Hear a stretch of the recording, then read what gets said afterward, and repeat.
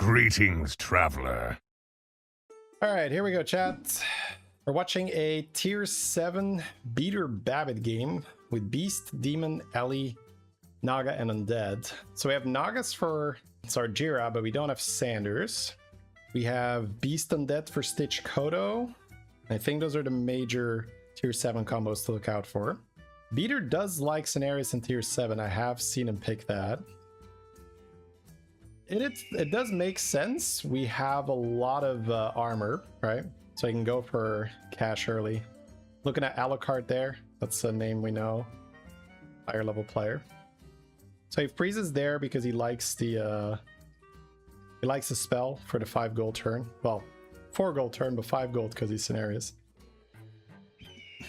All right, here we go.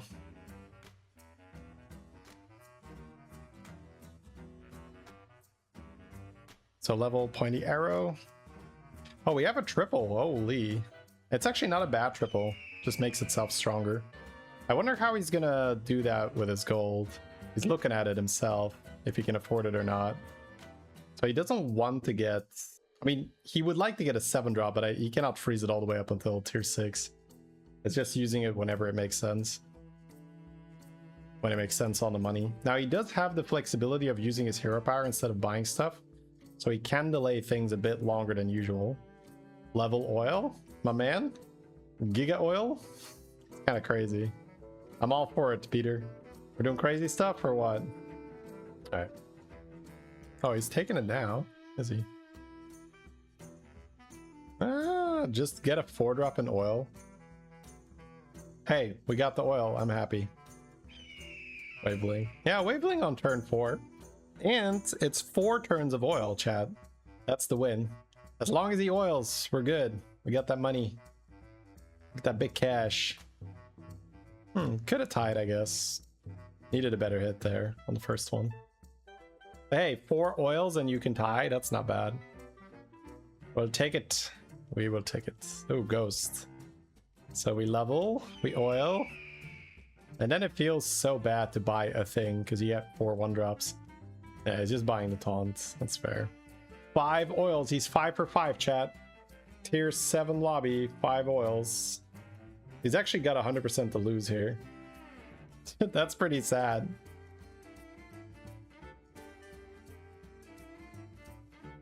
I love how the portrait explodes like, I beat you. My job here is done. Alright. Selly gives you triples and he does have a lot of gold, but it is very expensive. I think he's just doing the math here. He wants to buy that cleave and level. So he's got 3 gold basically. If he takes a 0 cost, he can oil. Aha, he's looking at the oil play. Level, cleave, and oil. Take the 0 cost. I've been taking 0 cost quite a bit. Souvenir stands? We'll take it. Sure. Anything that's not just horrible. There we go, bro. 6 oils in a row. Peter appreciates Cenarius. See, this is the thing. Cenarius has a horrible win rate. That's because other people also play like this, but then Beater actually uses the money to stay alive afterwards. Whereas the other people are like, okay, I oiled, now what? Well, you thought I had a plan? Bold of you to assume I had a plan, right?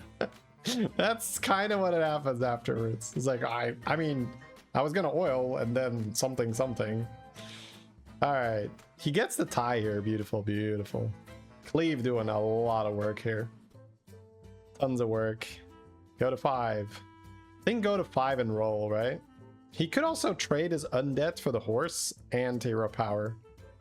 Is it the legendary 7 for 7 oils? Are we witnessing here greatness, chat? He's looking at the demon. Oh. He's considering buying not oil. This is concerning. Oh, looks at the hero power again. There's hope, chat. There's hope.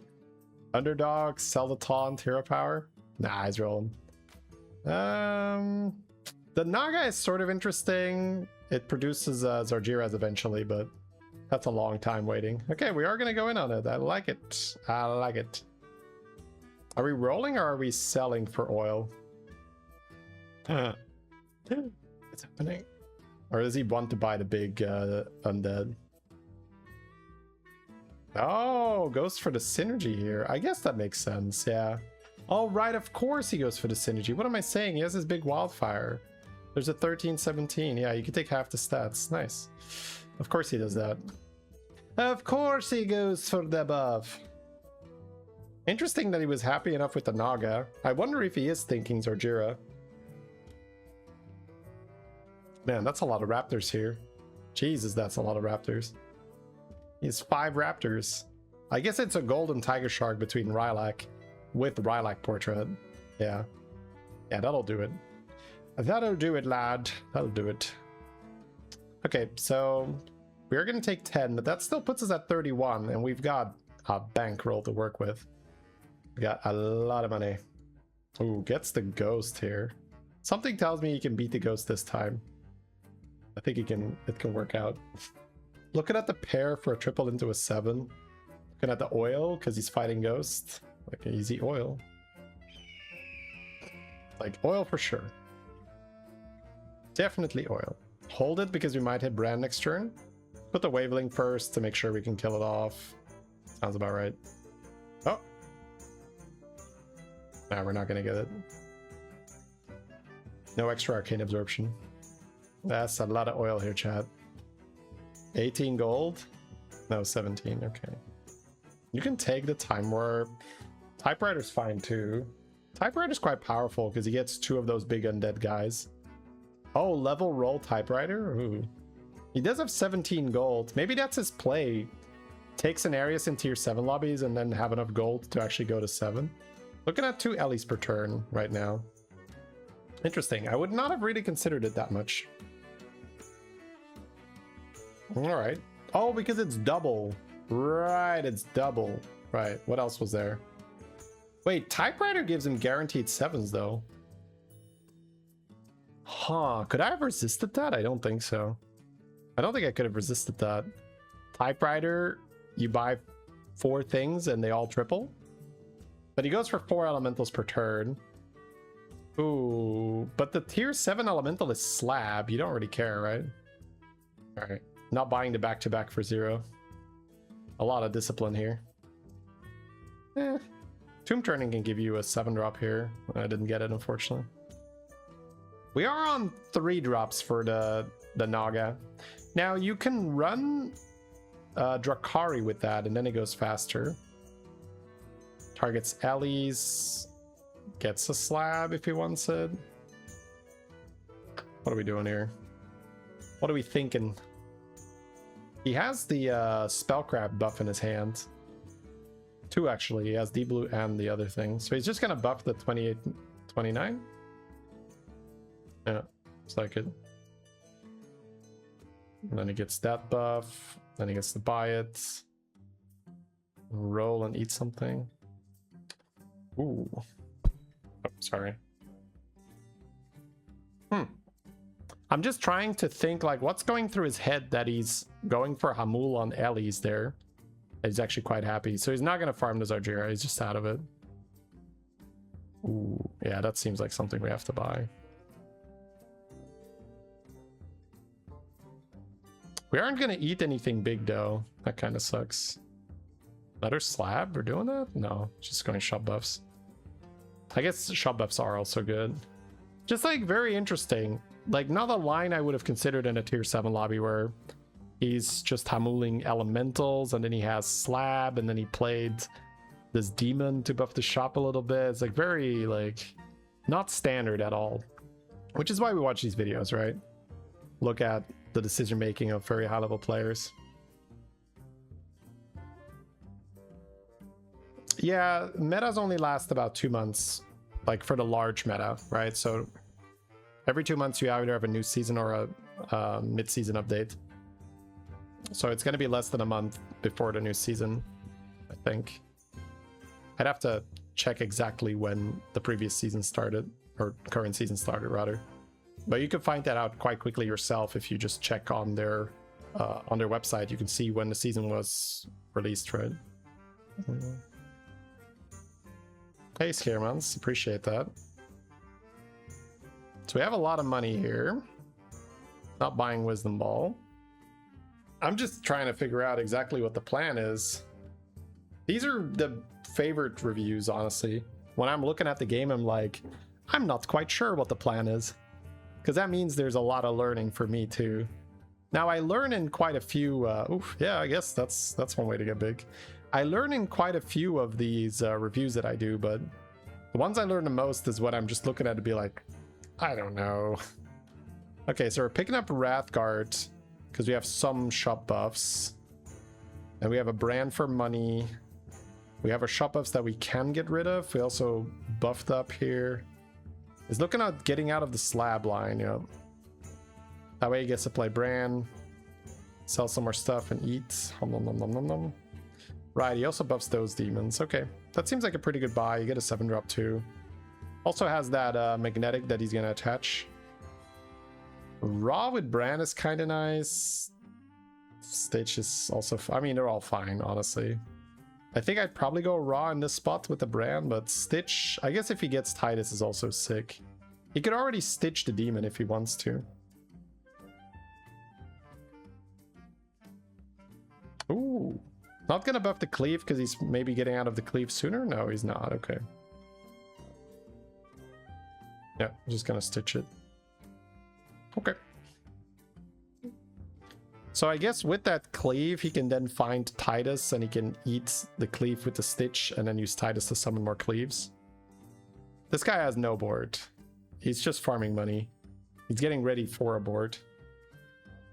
What are the odds for it to appear? Yeah, what Chems says.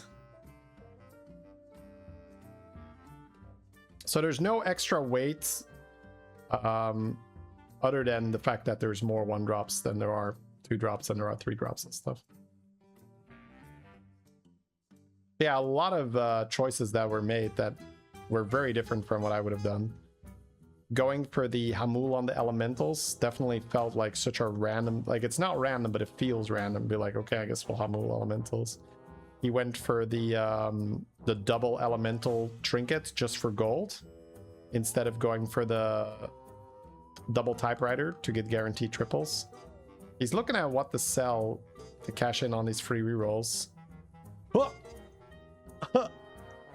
Just need to see that again. Wow, bro. He's like, I'm on 20. I could take a loss. I don't need to keep this. So he sells the demon because it's stealing buffs from the fodder guy, I guess. And he wants to keep the Sargeras in case he triples it, which he does. So Beater going for the higher cap here, which is not easy to do. Like, my god, I could not have sold that big ass shielded guy, but he's on 20. He's not, he knows he's not dying. Finds a Titus now. He's gonna get rewarded. Classic Beater. This is gonna be a really, really big shop all of a sudden. Like, a shop is gonna go massive here.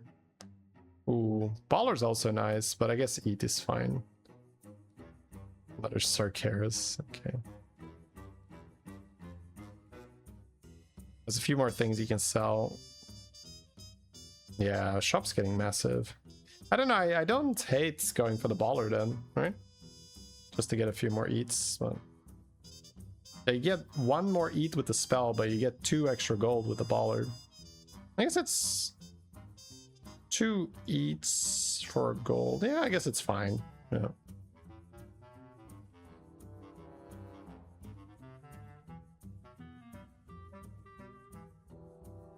Gets to raw at the end on.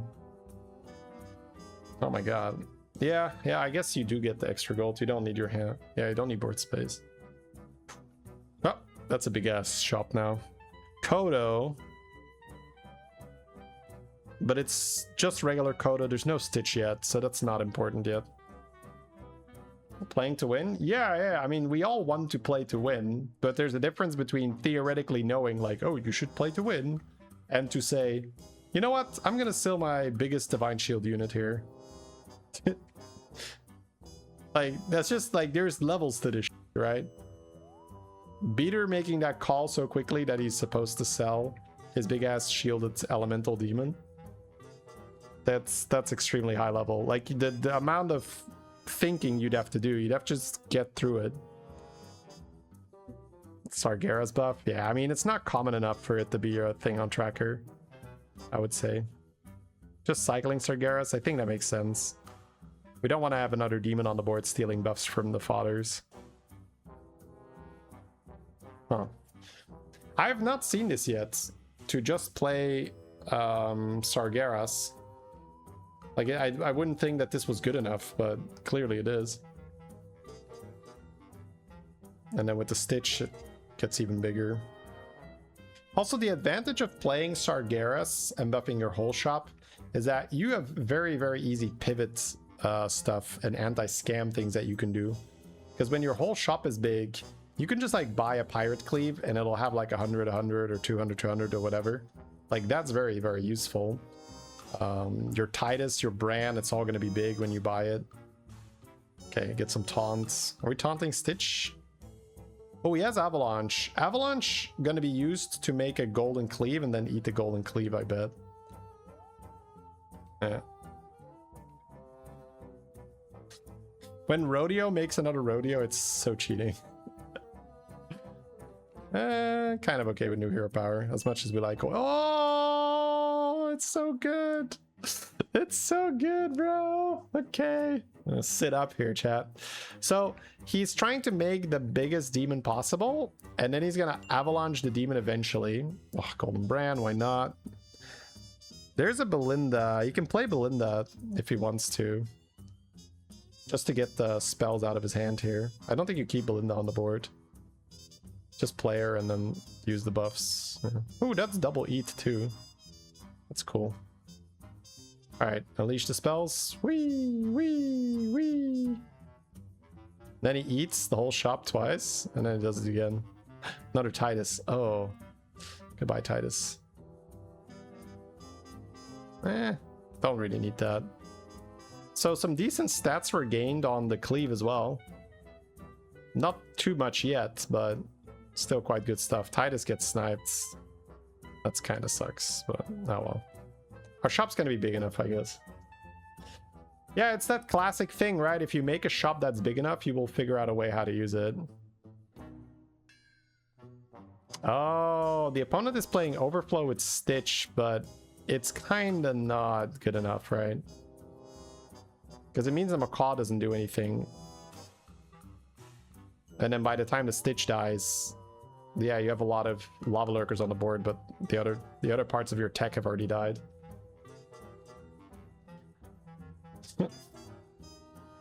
Alright, Belinda, you did okay for a turn. Time to use this Golden Brand. Some good battle cries available. So yeah, that's I guess what's just going on now. Now I can follow the game a lot better. Earlier I did not know what he was trying to do. Now it seems somewhat straightforward. He's just all about making a big demon as big as possible and then avalanche. Ooh, wow. Yeah. Checking for 7s, that is pretty fun usually. But all those Argyras are going to be in play, right? So I'm not sure how good it is. I guess he could get another Stitch, but he already has 2 Stitches. Usually you don't really go for Golden Stitch. But he's buying a lot of these cupcake spells. It's kind of interesting to see. Getting the triple eat for 4 gold. It's also targeted, so I guess he can just make the biggest one bigger. It's better for his avalanche play. Yeah, rolling another avalanche also makes it easy. Then he just has 2 demons and both of them are getting avalanched. You can Mutinous, but it doesn't really make that much sense. You have to get very lucky with the Mutinous. Buff, buff, buff. Am I playing without my hands? Oh, we are watching a Beater Babbitt game. And I have mind control. Alright. So he has this Argyra that he can still deploy. If you're confident, you could play this Argyra and end on it. That's maybe a bit much. That's a lot of money. Yeah, he's got 60 seconds left. He's gonna go for it. Right, he has the he has a shield elemental in his hand. Interesting. He could have tripled the Tavern Tempest here, but that's probably a bit much. Doesn't really have hand space to do that with Golden Brand.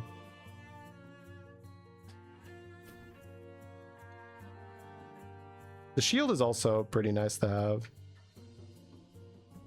Yeah, with Golden Brand, the ley line's also nice. Gives you like an 1.5 eat plus an extra fodder.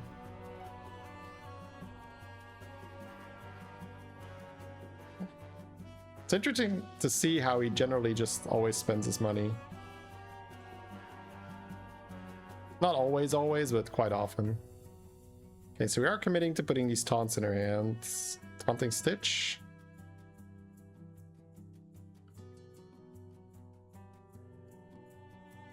Oh, not yet. Dumping a few taunts, but he doesn't really generate anything during the combat, right? Uh-oh. Stitch Kodo? Oh, but Stitch got sniped. Oh, but it doesn't matter. Yeah, Stitch Kodo is such a cheat mechanic. Like, not that it's illegal or anything. Maybe it should be, but... like, once you have Stitch plus Kodo, it's such an easy way to get bigger stats. Because if you look... I'm gonna... Well, I guess we don't have to see, but... He started out with a very low number, and it becomes pretty large pretty quickly, just because the Kodo is ×2, and then all the other Kodos also get added to that latest Kodo.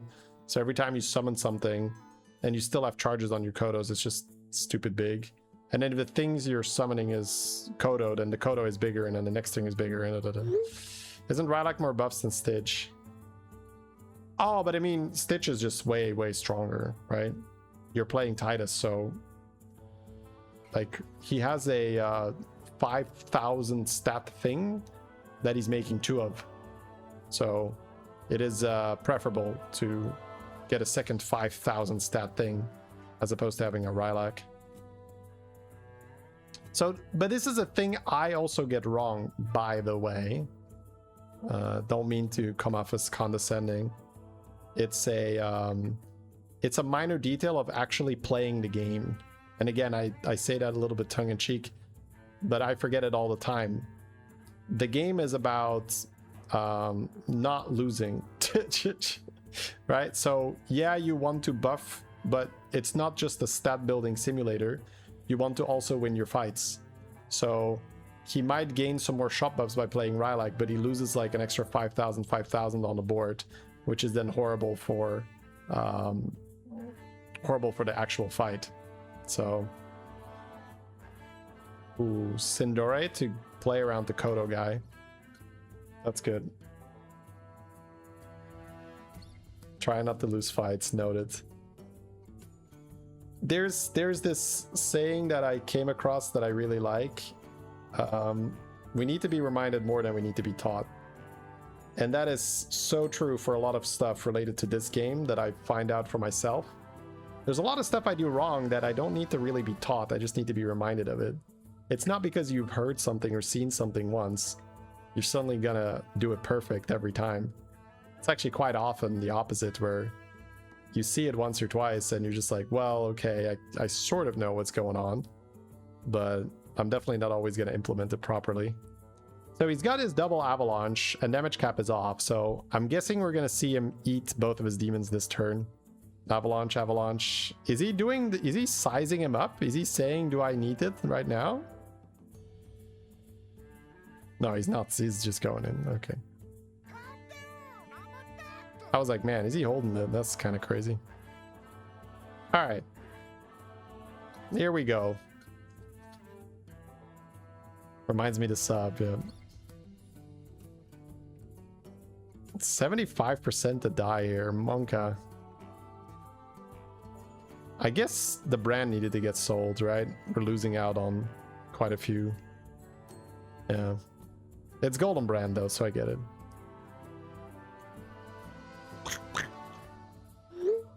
Eat both of the demons, spit it onto Kodo. Oh, if you have a Mutinous as well. Yeah, you could do that. Eat them both on the cleave and then Mutinous. Okay, looks like we are gonna win here. Dude, everybody's a Kodo gamer. There's probably no Kodos left in the pool because this is a different Kodo guy. I guess anytime you see Beast Undead, people are gonna Kodo. That's just what it is. Kodos are gonna Kodo. You know how they are, chat. They move in herds. So one guy goes Kodo, everybody goes Kodo. Fake odds? It did feel like fake odds. I don't want to be too fast to call fake odds because sometimes I just wasn't paying enough attention to the game. Okay, gets the Golden Titus. That's huge. It's also big, right? Which is very fun when you've done the shop buff. It's no longer dying to random damage. It's got 500 health, so Sargera's usually the pick. Man, but how do you beat the Kodo from this spot? Because our cleave's not big enough and we're not scaling anymore.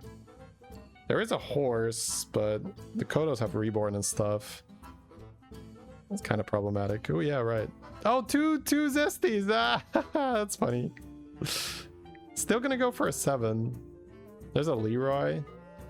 But again, the problem is you're fighting Kodos, right? So they have reborn. Like Leroy doesn't do that much. Plus you can kill the small Kodos and then the big ones are still a problem. That's a headache. He has the Sindore. The Sindore is big, right? But the issue is that the Sindore won't target the reborn Kodo because the reborn Kodo is getting eaten by the Stitch.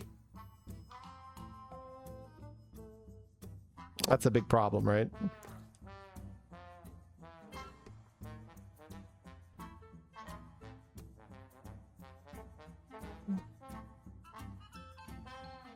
I don't know what he's doing right now. We're just gonna have to watch, I think.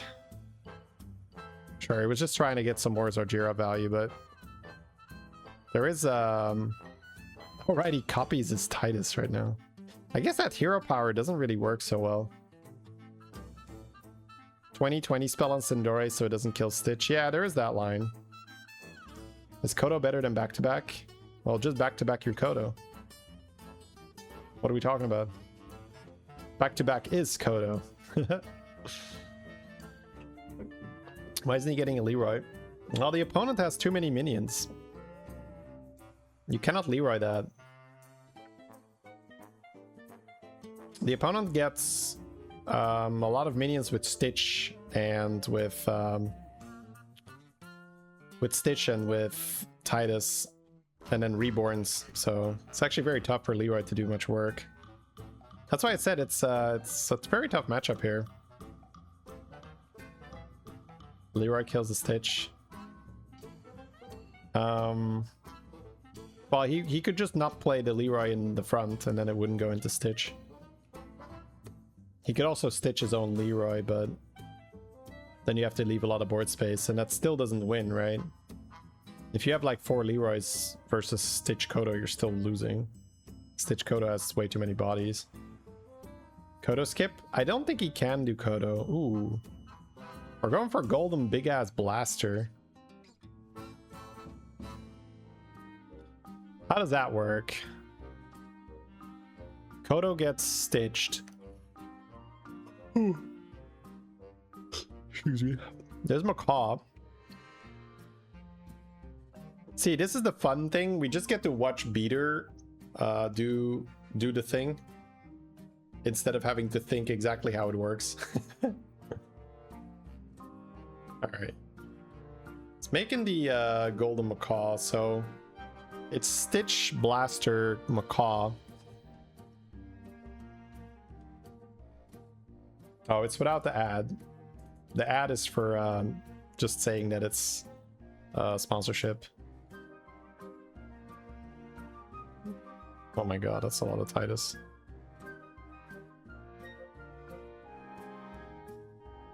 Oh, he's not even gonna Macaw here. Wait. 5 HP on the Stitch.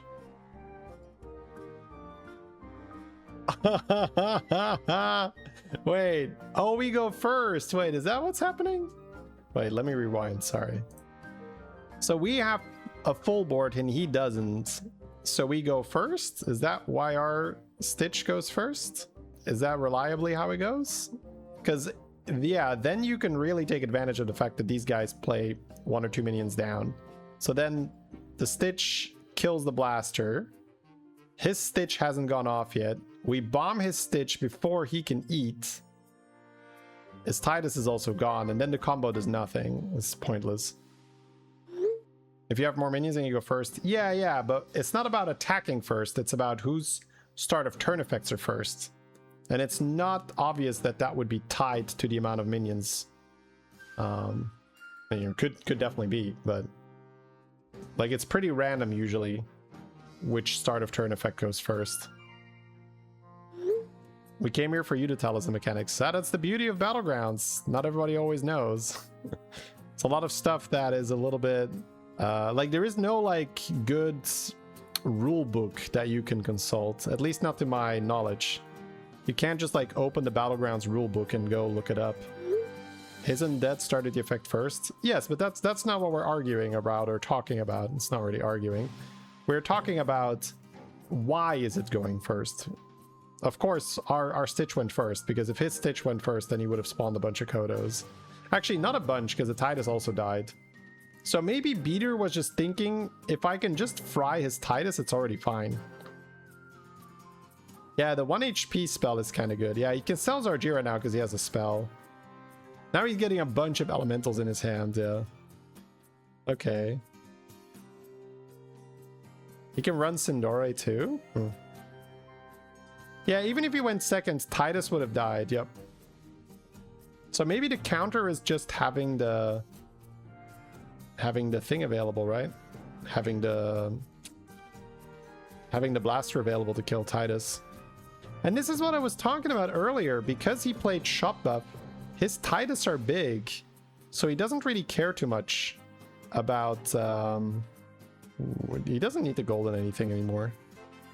Like, he can blast his own board without losing here. Just making the Stitch a little bigger so it survives, I'm sure. Okay, so here we can see it again, right? The opponent has fewer minions. Spawn, spawn. The beetles did go off first on the opponent's board. So, but that might just be an ordering where the spell goes off before the other things, yeah. So Beater did go first again, so that might just be it. Maybe if you just have a full board, your start of turn effects also go first, in addition to you getting the first hit. It wouldn't be illogical if that's how it works. Man, leave it up to Beater to find a way out of kind of a hopeless situation, because I think a lot of people just die there, and they just accept like, hey, this guy's playing Stitch Kodo. Not much I can do. Beater. Clean game. Clean game.